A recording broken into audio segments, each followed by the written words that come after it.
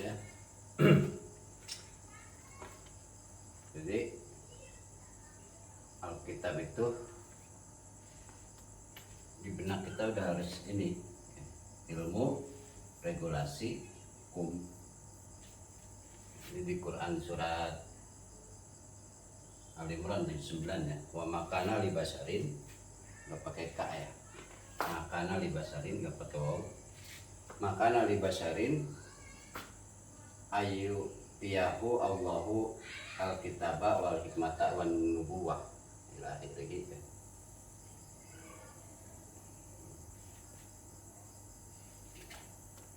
Makana li basarin tidak terjadi terhadap bashar ya, manusia. Ayutiyahu Allahu, Allah hendak memberikan kepada bashar. Tidaklah Allah hendak memberikan kepada bashar Alkitab.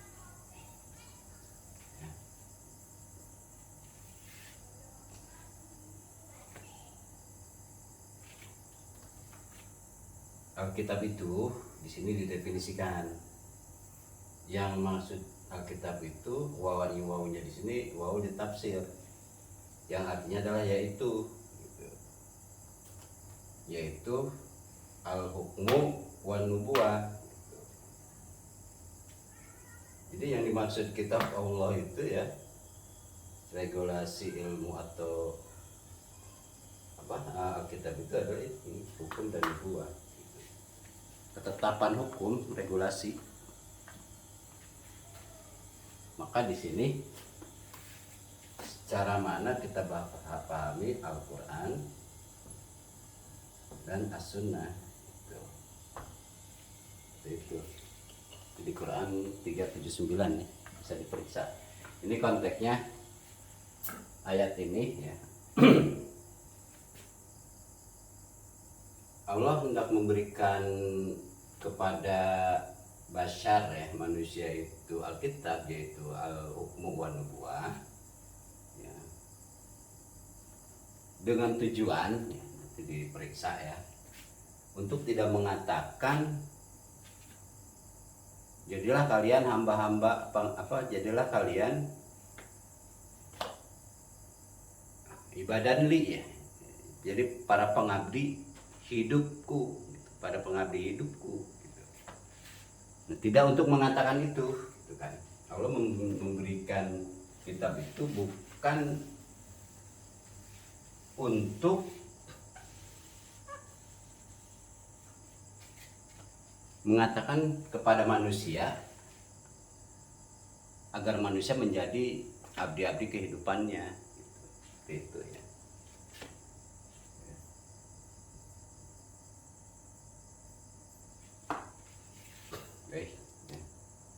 Dan sungguh apabila kamu telah mendatangi orang-orang utul kitabah yang diberi ilmu atau regulasi, mereka yang diberi ilmu atau regulasi oleh Allah ya, diberi ilmu, diberi pengetahuan. Nah, utul kitab itu ini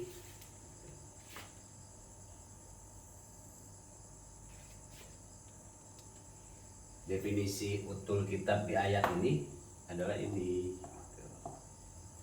Mereka yang diberi yang utul kitab adalah yang yaluna alsinatahum bil kitab. Kita periksa ya.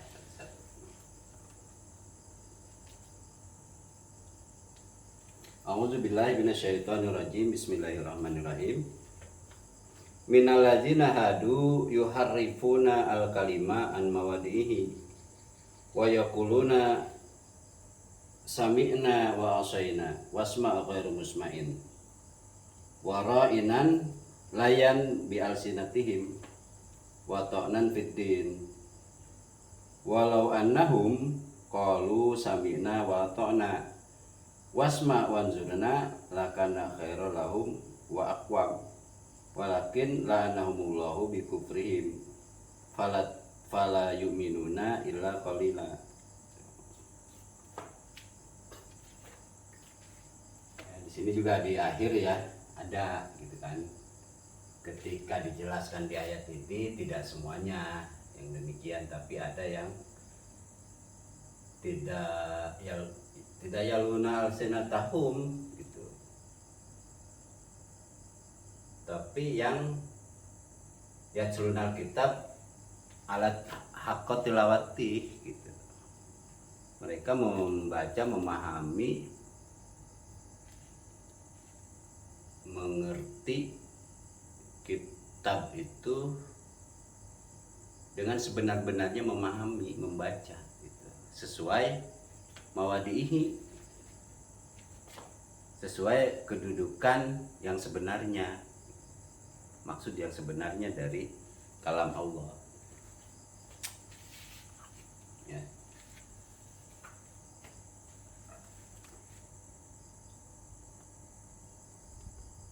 Minal ladzina hadu yuharifunal kalima an mawadihi.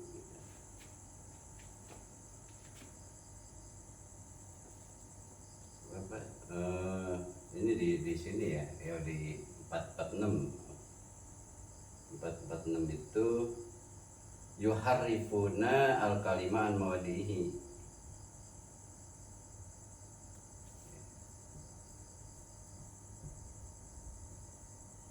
Yuharifuna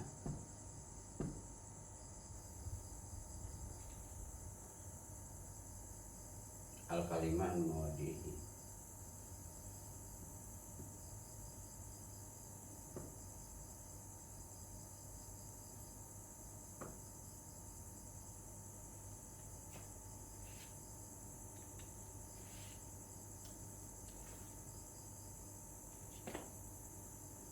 Minal ladzina hadu yuharifunal kalima an mawadihi. Di antara mereka yang hadu, maksudnya orang-orang Yahudi yang utul kitab ya. Yuharifunal kalima an mawadihi, mereka mengutak-atik kalimat gitu. Kalam, mengutak-atik kalam Allah an mawadihi, dari kedudukan yang sebenarnya gitu.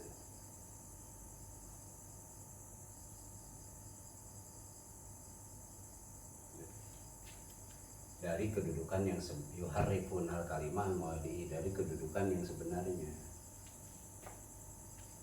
Contoh mereka yang yuharifunal kalimah an mawadihi itu ya, misalkan ada satu narasi yang mengatakan bahwa pahala sholat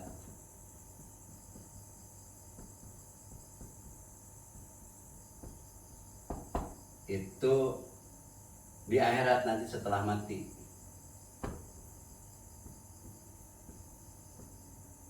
Di akhirat maksud di akhirat ini adalah setelah mati.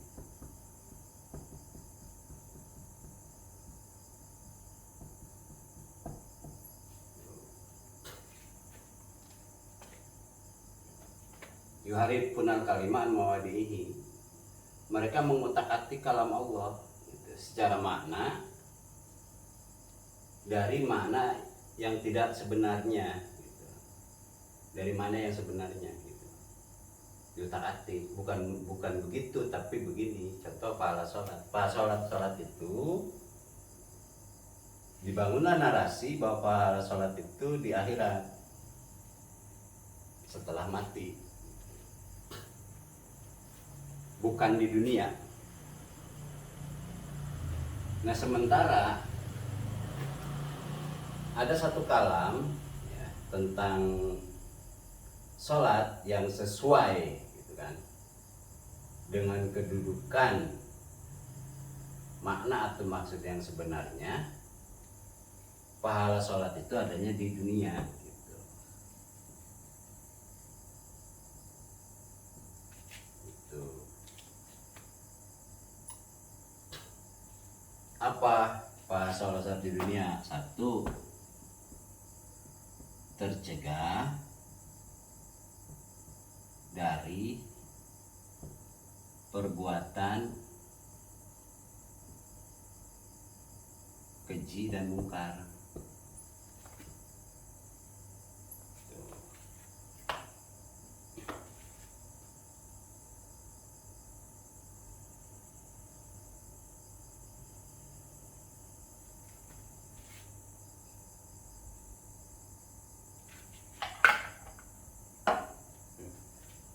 Terus kedua, pahala sholat itu adalah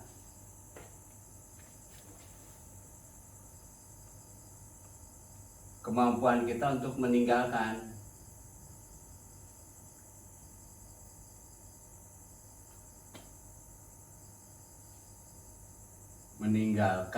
budaya nenek moyang, leluhur ya, budaya leluhur yang jahiliyah tentunya ya. Maksudnya yang jahiliyah di sini budaya itu. Dan yang ketiga, mengatur urusan harta benda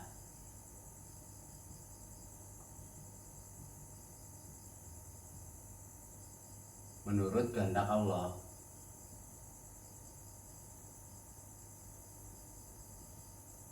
Ya, maksudnya menurut kehendak ajaran Allah, menurut sunnah Rasulnya.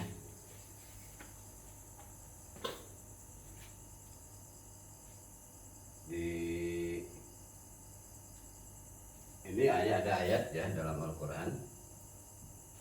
Sesungguhnya sholat itu, inna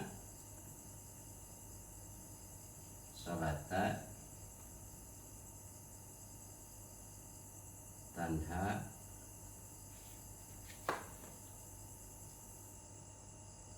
anil fahsya wal munkar.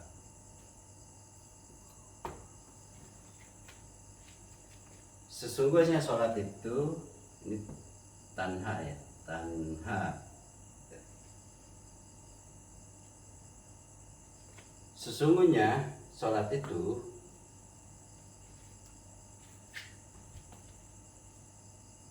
ini kalimat kata apa? Kalimat kata kerja bentuk kedua. Tanha itu kalimat kata kerja bentuk kedua,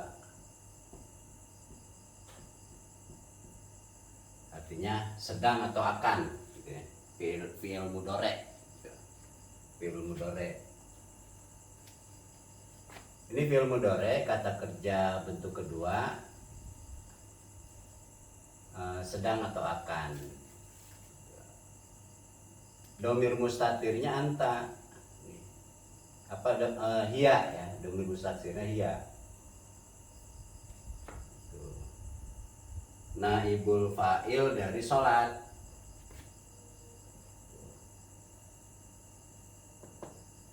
Nah, sholat ini muannas, hiya muannas. Tadi di sini bukan yanha. Kalau yanha dia mujakar gitu. Kata di dalam kalimat kata kerja sedang atau akan ini dalam bentuk kedua, dia sholat mencegah itu. Artinya bagi siapa yang sholat, maka dia akan dapat pahala. Apa pahalanya? Gitu. Akan dapat jaza, balasan gitu, dari fungsi sholat itu sendiri, yaitu tercegah dari perbuatan keji dan munkar. Inna sholata tanha anil fahsya wal munkar. Sholatlah yang melarang ya, yang mencegah ya, sholatlah yang mencegah dari perbuatan keji dan mungkar. Maka perbuatan keji dan mungkar ya, ketika kita tercegah dari perbuatan keji dan mungkar, itulah pahala yang kita dapatkan gitu. Seperti itu. Atau di Quran surat berapa tuh? Ya Su'aibu as-salataka ta'muruka an natruka mana budu abauna au an na'mala fi amwalina manasya gitu kan. Di Quran surat berapa saya lupa ya, itu as-salataka ya, itu umatnya bin Su'aib ya Su'aibu as-salataka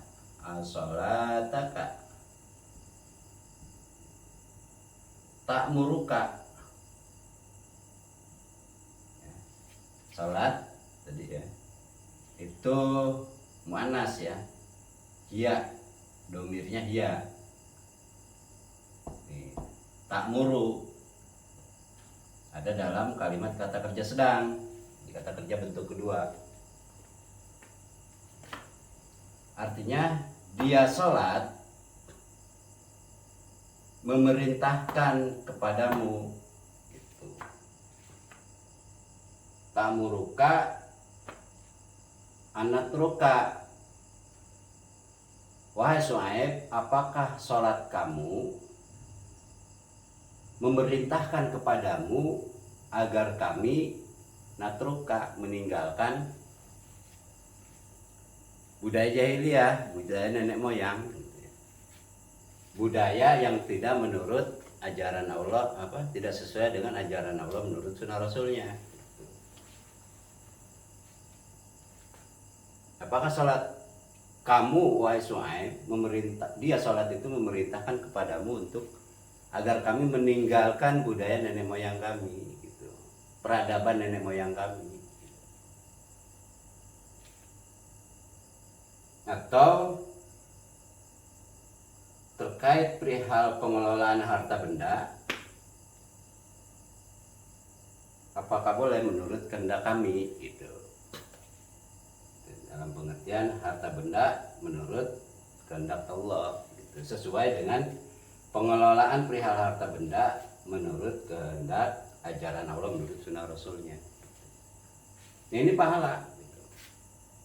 Ketika hidup kita tercegah dari perbuatan keji dan mungkar, kita bisa meninggalkan budaya nenek moyang, mengelola perihal harta benda menurut sesuai dengan ajaran Allah menurut sunnah Rasulnya, maka itulah pahala yang kita dapat. Ini tuh pahala.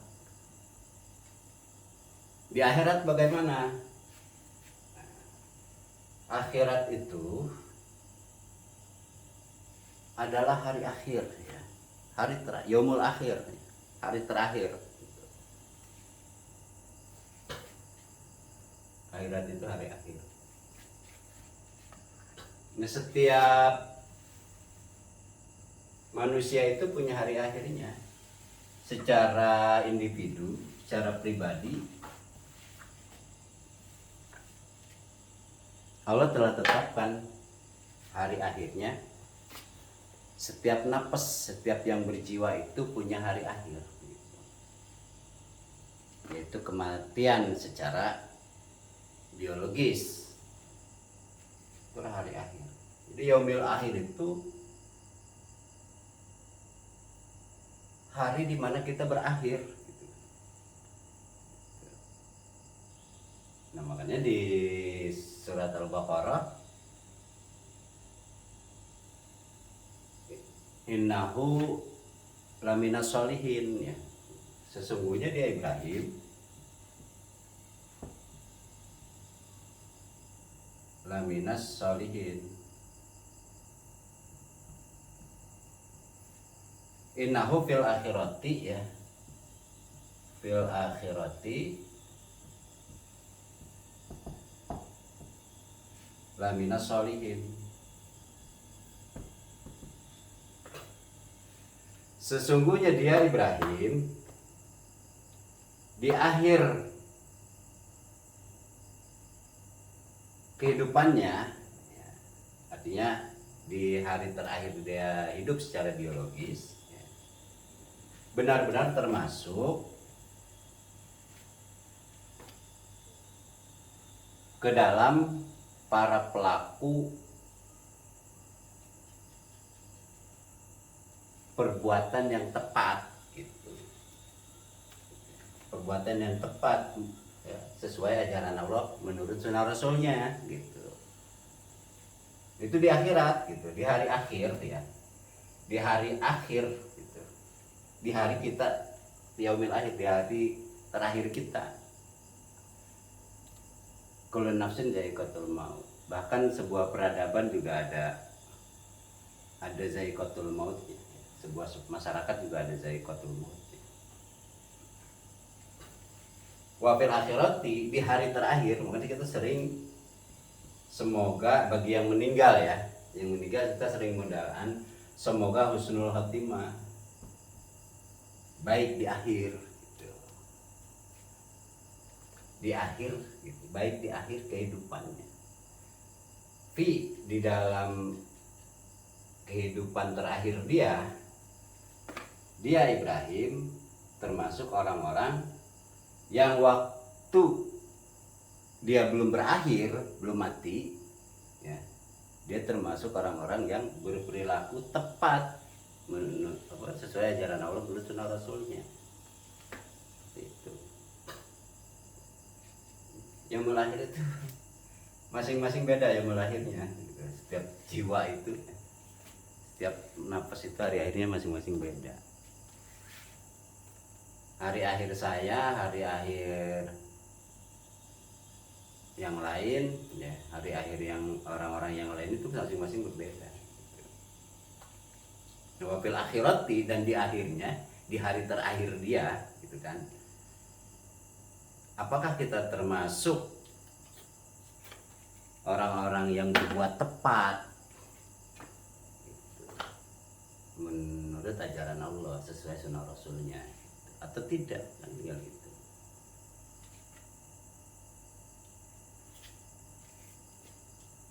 Kan makna yang disesuai kedudukannya itu seperti itu gitu.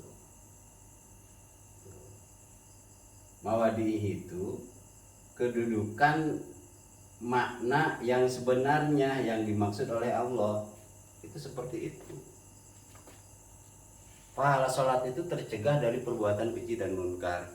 Pahala sholat itu dapat meninggalkan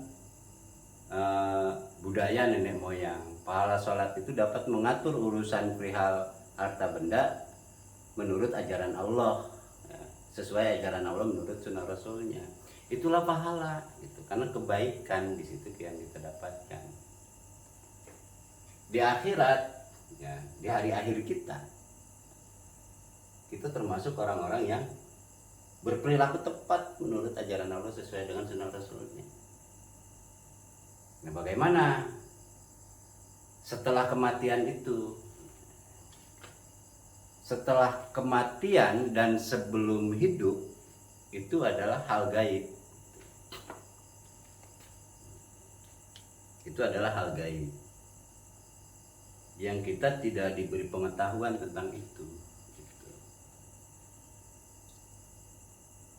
Tapi kita selaku mukminin ya, mukminun, orang-orang yang beriman kepada Allah dan Rasulnya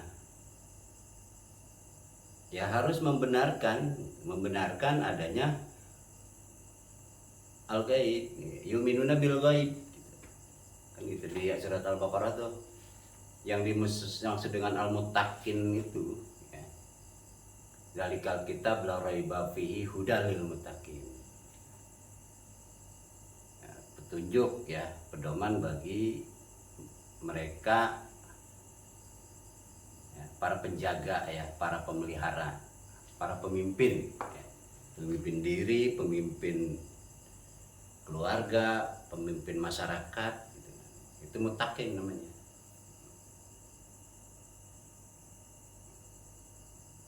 Yang berpedoman ya gitu. Yang para penjaga, pemimpin dan pemelihara itu adalah mereka yang berpedoman gitu. Ditafsirkan oleh Allah, kita harus bertanya gitu kan. Menurut Allah, muttaqin itu para penjaga, para pemelihara dan para pemimpin itu ya. Karena pemimpin itu pemelihara ya, dan penjaga gitu. Penjaga apa yang dipimpinnya gitu.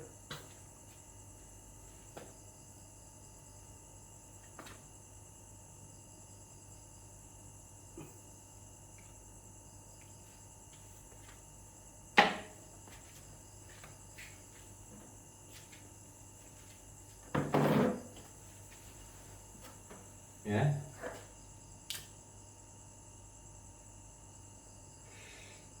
Itu an mawadihi.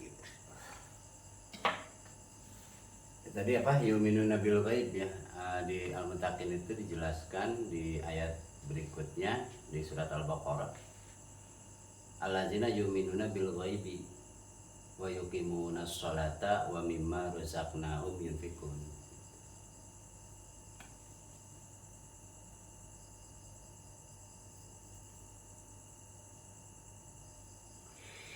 Yaitu mereka yang membenarkan dalam membenarkan dalam akhlak, membenarkan dengan apa gitu. Membenarkan dengan pandangan, penilaian, sikap dan perilakunya. Pandangan ya, atau paradigma ya, paradigma itu bukan hanya pikiran tapi sikap dan perilaku gitu. Itulah urutan tindakan manusia gitu, yang tidak bisa dipisahkan gitu. Itulah paradigma ya. Paradigma itu pandangan, penilaian, sikap dan perilaku. Nah, membenarkan dengan itu semua, baik pandangannya, penilaiannya, sikap dan perilakunya, itu membenarkan yu'minuna bil ghaibi, dengan yang gaib. Yang gaib itu apa? Yang gaib itu ya, apa yang kita tidak diberi pengetahuan, tidak diberi ingatan gitu. Mau mengingat sebagaimanapun kita berusahanya, kita tidak akan pernah ingat kehidupan kita sebelum dilahirkan ke dunia gitu. Bahkan di alam rahim pun yang bisa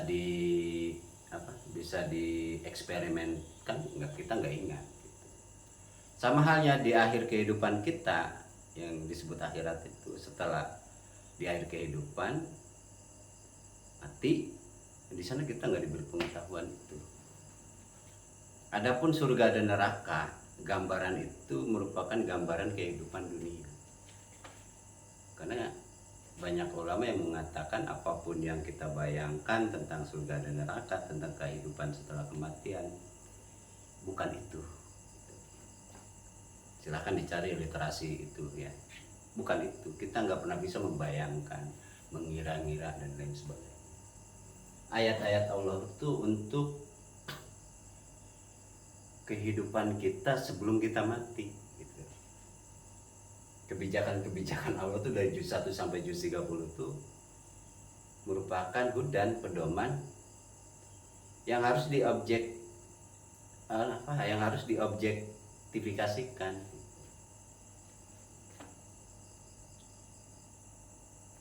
di kehidupan kita sebelum hidup kita berakhir gitu. Wa fil akhirati lamina sholihin atau tidak gitu. Husnul khotimah atau tidak. Pada hakikatnya nggak berbicara tentang kehidupan sebelum dan setelah ini. Pada hakikatnya enggak. Itu tuh dipergunakan untuk kehidupan kita ketika kita dilahirkan sampai kita diwafatkan gitu.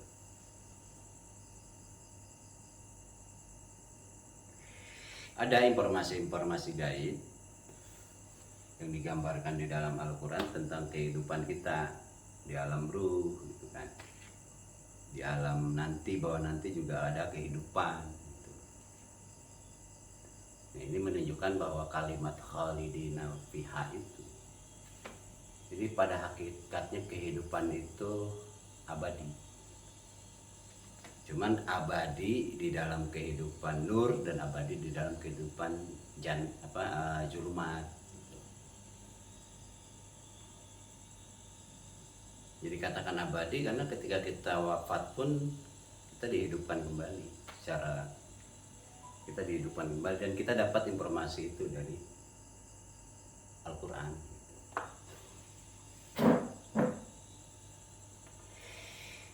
Nah, banyak ya hasil dari yuharifuna kalimaan mawadihi.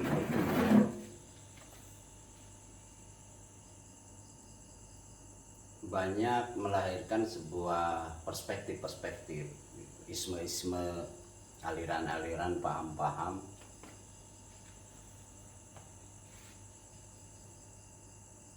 yang dalam melihat kalam Allah ini.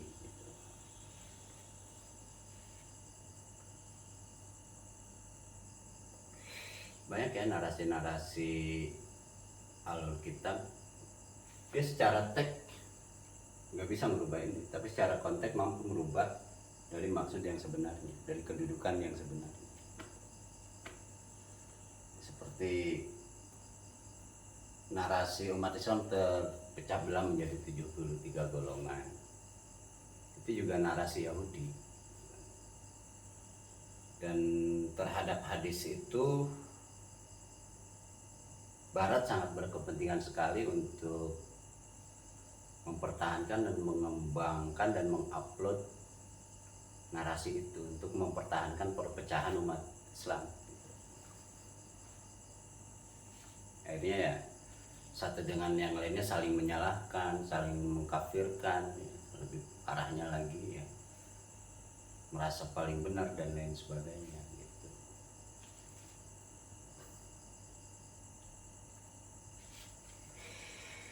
Yuharipunal kalimaan mawadihi, ya, mengutak-atik huruf. Yuharipun itu mengutak-atik huruf atau ilmu gitu, ya. Syekh Abdul Qadir Jailani menggunakan istilah huruf pun sebagai ilmu pengetahuan. Periksa di kitab beliau Sirrul Asrar, ya. Dia menggunakan ilmu pengetahuan itu huruf pun. Nah, yuharifuna al kalimah an mawadihi, dari kedudukan maksud yang sebenarnya gitu. Apalagi banyak ya narasi-narasi Yahudi yang menjadi paham keyakinan umat Islam. Seperti Islam itu ya, konsep pengaturan versi Islam itu ya, itu adanya di atas sajadah, di dalam musola, di dalam masjid, di ruang-ruang privasi gitu kan. Di dalam sosial, ekonomi, politik, budaya itu dipisahkan dengan paham sekulerisme gitu. Ini urusan agama, ini urusan politik, ini urusan sosial, ini urusan ekonomi. Nggak usah bawa-bawa agama ke sini dan seterusnya. Dan ini menjadi keyakinan gitu, keyakinan kebanyakan umat Islam, ya kan? Ketika sholat ya, dalam konteks ritual yang 5 waktu, umat Islam, contoh kasus misalkan ibu-ibu atau perempuan ya, mana ada yang berani ketika sholat secara ritual itu tidak menutup auratnya. Tapi ketika bersosial, keluar dari masjid, keluar dari sajadah dan lain sebagainya, dibuka ya. Bahkan pakaian yang dia gunakan ketika datang waktu sholat tidak bisa digunakan untuk sholat, karena dipandang, diyakini tidak menutup aurat. Itu juga ya, tanpa disadari ya, kita tidak pernah merasa berdosa dengan itu. Nah ini karena apa? Karena kehebatan mereka yang yuharifuna, mengutak-atik huruf ya, ilmu ya, mengutak-atik budaya dari maksudnya, dari kedudukan yang sebenarnya.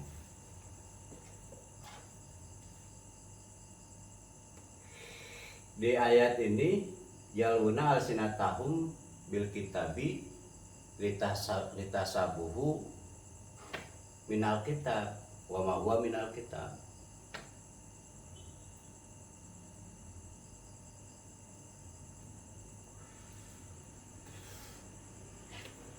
Banyak ya